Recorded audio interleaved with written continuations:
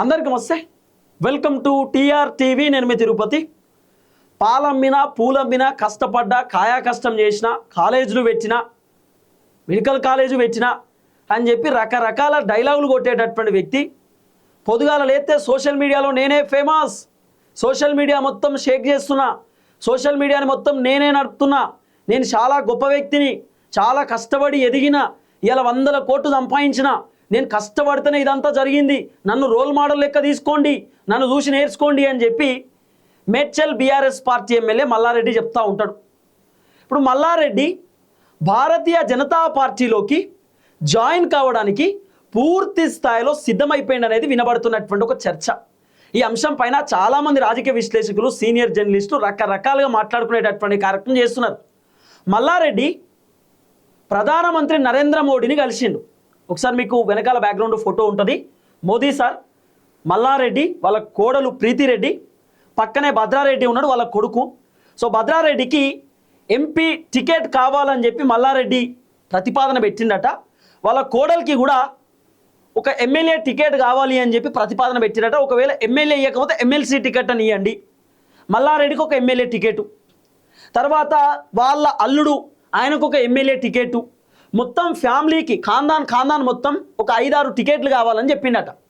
ఈ 5-6 టికెట్లకు సంబంధించినటువంటి ఖర్చు పూర్తి స్థాయిలో మేమే పెట్టుకుంటాం, మేమే ఖర్చు చేసుకొని మేమే గెలుస్తాం, పార్టీ నుండి రూపాయి ఫండింగ్ వద్దు, ఉల్టా కావాలంటే మేమేమన్నా పార్టీకి ఫండింగ్ ఇవ్వమంటే కూడా ఇస్తాం, ఇంకా ఎవరినైనా గెలిపించుకోమంటే కూడా గెలిపించుకుంటాం, కావాలంటే పార్లమెంట్ సెగ్మెంట్లలో తిరగమంటే తిరుగుతాం, తిరిగి భారతీయ జనతా పార్టీ ఎంపీలను మేమే గెలిపించుకుంటాం, ఇంకేమైనా హెల్ప్ కావాలంటే కూడా మేము ఇండైరెక్ట్ హెల్ప్ కూడా చేస్తామని చెప్పి మల్లారెడ్డి భారతీయ జనతా పార్టీతో మాట్లాడుకున్నాడు అనేది వినబడుతున్న చర్చ. మల్లారెడ్డి బీజేపీలో పోవాలి అని చెప్పి ఇప్పుడు ఏం కొత్తగా కాదు. స్టార్టింగ్ నుండి మల్లారెడ్డి కాంగ్రెస్లోకైనా పోదాం, బీజేపీలోకైనా పోదాం అని చెప్పి రకరకాల ప్రయత్నాలలో ఉన్నాడు.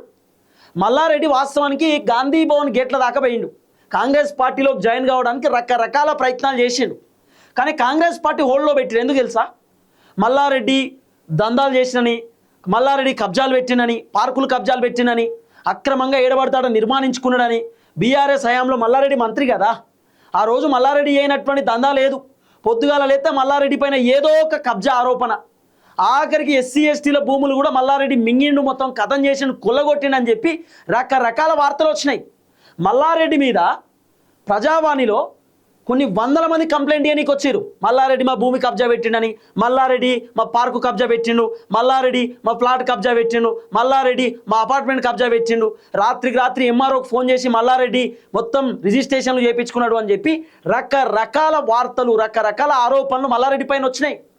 మరి ఇంత ఆరోపణ ఉన్నటువంటి వ్యక్తి, ఇంత కబ్జా అనేటటువంటి పేరున్నటువంటి వ్యక్తి, అవినీతి పరుడు అని చెప్పి పేరున్నటువంటి వ్యక్తి మల్లారెడ్డిని కాంగ్రెస్ పార్టీలోకి తీసుకుంటే ఇబ్బంది అవుతుంది అనేటటువంటి ఆలోచనతోటి రేవంత్ రెడ్డి హోల్డ్లో పెట్టిండు. ఇక వద్దు మల్లారెడ్డి వస్తే ఇంకా పెద్ద పెంట అవుతుంది, వద్దులే అని చెప్పి కాంగ్రెస్ వాళ్ళు మల్లారెడ్డిని రానియలే. Not only Revanth Reddy, PCC అధ్యక్షుడు మహేష్ కుమార్ గౌడ్, ఉత్తమ్ కుమార్ రెడ్డి, వీళ్ళంతా కూడా నో ఎంట్రీ ఫర్ మల్లారెడ్డి, వద్దు మల్లారెడ్డి వస్తే ఇబ్బంది అవుతుంది అని చెప్పి హోల్డ్లో పెట్టిరు. ఎప్పుడైతే మల్లారెడ్డి కాంగ్రెస్ పార్టీలో పోనీకి సిద్ధంగా ఉన్నాడు అని చెప్పి తెలిసిందో ఆ రోజు కేసీఆర్ మల్లారెడ్డిని పిలిపించుకొని నీ ఇష్టం, పోతే మాత్రం మళ్ళీ రావు, బీఆర్ఎస్ గవర్నమెంట్ రేపటి రోజు వచ్చిన తర్వాత నువ్వు పార్టీ మారిన తర్వాత మళ్ళీ మాత్రం బీఆర్ఎస్లోకి వస్తా అంటే రానియను. ఇప్పుడు ఎవరెవరైతే పార్టీలు మారిన వాళ్ళు ఉన్నారో వాళ్ళందరూ మళ్ళీ బీఆర్ఎస్ పార్టీలోకి వస్తే చేర్చుకోను, నువ్వు కూడా బీఆర్ఎస్ కాదని చెప్పి బీజేపీకి పోయినా కాంగ్రెస్కి పోయినా మళ్ళీ అయితే బీఆర్ఎస్లోకి రానియను, నీ ఇష్టం అని చెప్పి కేసీఆర్ ఆ రోజు మల్లారెడ్డితో చెప్పిండట. ఇక మల్లారెడ్డి కాంగ్రెస్లో పోవడానికి బీజేపీ పోవడానికి రెడీగా ఉన్న టైంలో మళ్ళీ వెనకడి చేసిండు, పోలేదు. ఇంకా ఇప్పుడు మల్లారెడ్డి మళ్ళీ రెడీ అవుతున్నాడు. ఎందుకు మల్లారెడ్డి బీజేపీతో దోస్తాన్ చేస్తున్నాడు? ఇప్పుడు మల్లారెడ్డికి 2 ఆప్షన్స్ ఉన్నాయి, ఒకటి కాంగ్రెస్, రెండోది బీజేపీ. మరి బీఆర్ఎస్లో కంటిన్యూ అవ్వచ్చు కదా. సరే బీఆర్ఎస్లో కంటిన్యూ కాడు అనుకుందాం, అది ప్రతిపక్ష పార్టీ అనుకుందాం, ఇంకా 2.5 సంవత్సరాల గవర్నమెంట్ కాంగ్రెస్దే ఉంది అనుకుందాం. మరి మల్లారెడ్డి కాంగ్రెస్లో పోవచ్చు కదా. ఒకవేళ రేవంత్ రెడ్డి తీసుకోకపోయినా రేవంత్ రెడ్డికి ఎట్లనో అట్లా మేనేజ్ చేసుకుని, కాంగ్రెస్ని మేనేజ్ చేసుకొని, అధిష్టానాన్ని మేనేజ్ చేసుకొని మల్లారెడ్డి కాంగ్రెస్ పార్టీలో ఈజీగా చేరవచ్చు, అవకాశం ఉన్నది. మరి ఎందుకు చేరుతలేడు? కారణం ఏంటి అంటే కాంగ్రెస్ పార్టీ కేవలం తెలంగాణకే పరిమితం. తెలంగాణ రాష్ట్రంలో అధికారంలో ఉన్న పార్టీ, కేంద్రంలో లేదు కదా. ఇప్పుడు మల్లారెడ్డి వర్షన్ ఏంది? మల్లారెడ్డి 18 మెడికల్ కాలేజీలు కట్టడానికి రెడీ అవుతున్నాడు. అన్ని రాష్ట్రాలలో, దాదాపు అన్ని రాష్ట్రాలలో మల్లారెడ్డి మెడికల్ కాలేజీలు కడుతున్నాడు. ఇప్పుడు అన్ని రాష్ట్రాలకు Mallareddy medical college తీసుకుపోతున్నాడు.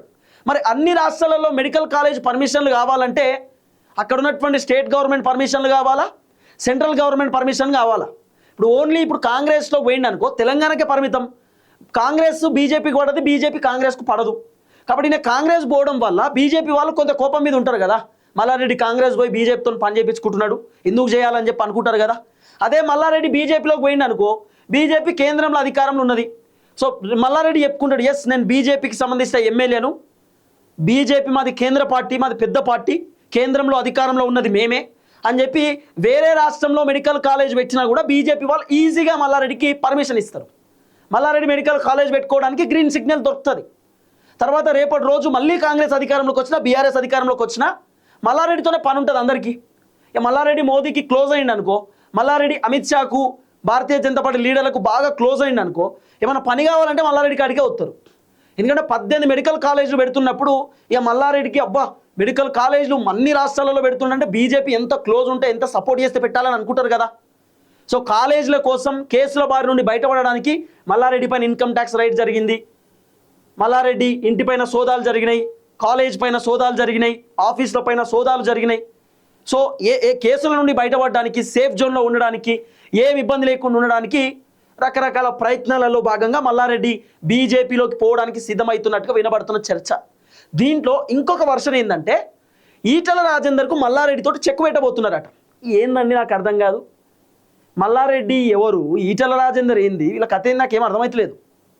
Mallareddy పొద్దుగాలైతే comedy నవ్విచ్చి ఉండే మనిషి, పాలమ్మినా పూలమ్మినా కష్టపడ్డా కాయ కష్టం చేసినా అని చెప్పి డైలాగులు కొట్టి కామెడీ చేసేటటువంటి వ్యక్తి మల్లారెడ్డి.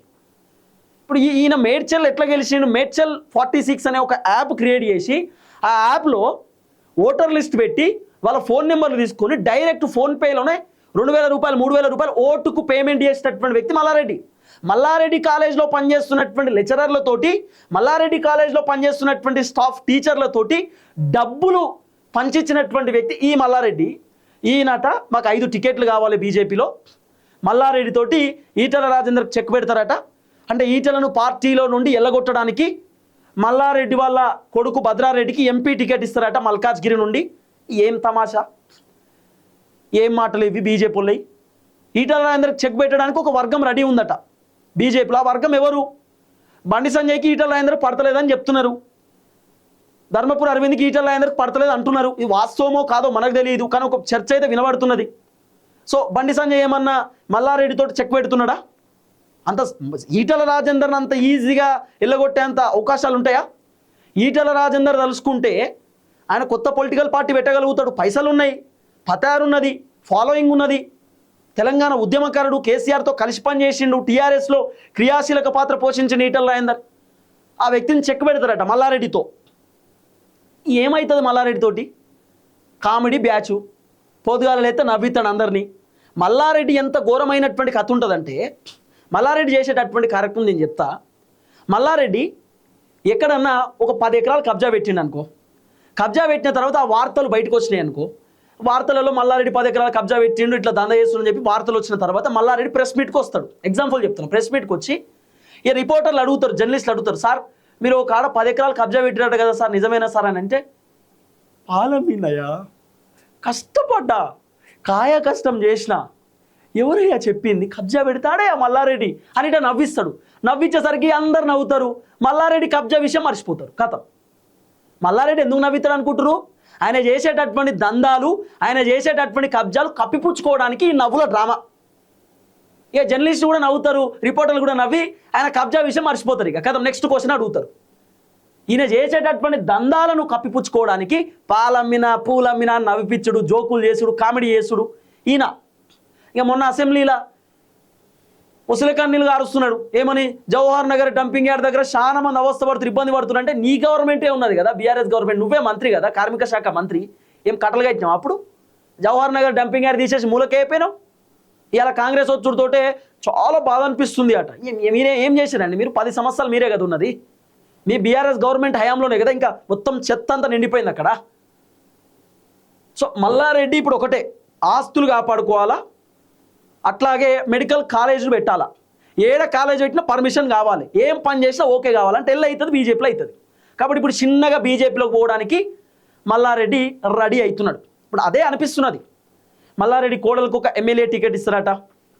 ఇప్పుడు మల్లారెడ్డి కోడలు లోకల్ అయితే కాదు, ఆమెకు తెలుగు స్పష్టంగా రాదు. ఆమెకి ఇప్పుడు ఎమ్మెల్యే టికెట్ కావాలట. వాళ్ళ కొడుకు భద్రారెడ్డి, సరే ఆయనకు భద్రారెడ్డికి మాస్ ఫాలోయింగ్ ఉన్నది, యూత్ ఫాలోయింగ్ ఉన్నది. సో భద్రారెడ్డికి ఎంపీ టికెట్ ఇచ్చినా ఆశ్చర్యపోవాల్సిన అవసరం లేదు. డబ్బులు ఉన్నాయి, గెలిచేటటువంటి సత్తా ఉన్న వ్యక్తి మల్లారెడ్డి కొడుకు భద్రారెడ్డి. భద్రారెడ్డికి మంచి అవగాహన ఉంటుంది, మంచి పట్టు ఉంటుంది అన్నిటిపైన, రాజకీయాలపైన, కాలేజీలపైన, అన్ని వ్యవస్థలపైన భద్రారెడ్డి అంటే మల్లారెడ్డి కొడుకు భద్రారెడ్డికి మంచి పట్టు ఉంటుంది. సరే ఆయన ఓకే. తర్వాత ఇప్పుడు మల్కాజ్గిరి ఎమ్మెల్యేనా మర్రి రాజశేఖర్ రెడ్డి, ఆయనకు కూడా టికెట్ కావాలట మళ్ళా బీజేపీ నుండి. వాళ్ళందరూ నేను గెలిపించుకుంటా అని చెప్తున్నాడు మల్లారెడ్డి. మా కోడల్ని గెలిపించుకుంటా, కొడుకుని గెలిపించుకుంటా, ఇంకో అల్లుడిని గెలిపించుకుంటా, ఇంకొకళ్ళని గెలిపించుకుంటా, అందరినీ నేనే గెలిపించుకుంటా దగ్గరుండి, మాకు టికెట్లు ఇవ్వండి. తర్వాత అవసరం అనుకుంటే మల్కాజ్గిరి పార్లమెంట్ కింద ఎన్ని నియోజకవర్గాలు అవుతున్నాయో అన్ని నియోజకవర్గాలకు నేనే డబ్బులు పెట్టి గెలిపించుకుంటా, మీ దగ్గరికి రాను, నాకు టికెట్ కావాలి. ఇది మల్లారెడ్డి అడుగుతున్నట్టుగా వినబడుతున్న చర్చ. మొన్న ప్రీతిరెడ్డి గారు భారతీయ జనతా పార్టీ ఆఫీస్కి పోయినారు. ఆమె పోయిన తర్వాత ఆమెను చాలా మంది అడిగారు, మేడం మీరు బీజేపీలోకి రాబోతున్నట్టు కదా, వస్తున్నా మేడం అంటే, లేదు లేదు నేను ఎందుకు వస్తా బీజేపీకి, నేను ఊరికే వచ్చిన, ఒక లీడర్ని కలిసేది ఉంటే వచ్చిన, రావడం తప్ప అంటే, నన్ను అడిగితే నాకున్న అవగాహన ప్రకారం బీఆర్ఎస్ పార్టీలో కంటిన్యూ అవుతున్నటువంటి వ్యక్తులు బీజేపీ పార్టీ ఆఫీస్కో కాంగ్రెస్ పార్టీ ఆఫీస్కో పోరు. ఎవరైనా పోతారా అట్లా? ఎవరైనా ఒక బీఆర్ఎస్ పార్టీలో ఉన్నటువంటి లీడరు బీజేపీ ఆఫీస్కి కాంగ్రెస్ ఆఫీస్కి పోతే ఏమనుకుంటారు? అరే వీళ్ళు నిజంగానే పార్టీ ఆఫీస్ దాకా పోయారంటే ఆ పార్టీలో పోతుర్రేమో, ఆ పార్టీలో కంటిన్యూ అవుతున్నారేమో అనిపిస్తుంది కదా. మోదీని కలిసినటువంటి 2-3 రోజులకే ఆమె బీజేపీ ఆఫీస్కి పోయింది ప్రీతిరెడ్డి అంటే, మరి ఆమె పార్టీలోకి పోతున్నట్టే కదా బీజేపీలోకి. నేను పోలేదు అని చెప్పి కవర్ చేసుకునే కార్యక్రమం చేసింది ఆవిడ. ఎట్లా పాసిబుల్? పోతలేమని మీరే చెప్తారు, మోదీని కలుస్తారు, పేపర్లో వార్తలు వస్తాయి 5 టికెట్ల కోసమని, 7 నియోజకవర్గాలు గెలిపించుకుంటామని, కావాలంటే మేమే ఫండింగ్ పెడతామని చెప్పి వార్తలు, రకరకాల వార్తలు వస్తున్నాయి పేపర్లలో. మళ్ళీ మాకేం సంబంధం లేదండి, మేమెందుకు పోతామండి బీజేపీలో, మేము బీఆర్ఎస్లోనే కంటిన్యూ అవుతున్నాం, మా పార్టీ బీఆర్ఎస్ అని అంటారు. ఫ్యామిలీ మొత్తాన్ని తీసుకోపోయింది మల్లారెడ్డి మోదీ దగ్గరికి. ఎందుకు పోయిరు? పోని అన్ని రాష్ట్రాలలో మెడికల్ కాలేజీలు పెడుతున్నాం, మీరు పర్మిషన్ ఇవ్వండి అని చెప్పి మోదీతోనే మాట్లాడుకోవడానికి పోయిరా? ఎట్లా పాసిబుల్? ఎప్పుడు లేని మల్లారెడ్డి పోయి ఎందుకు కలిసిండు? కలవడానికి గల రీజన్ ఏంది?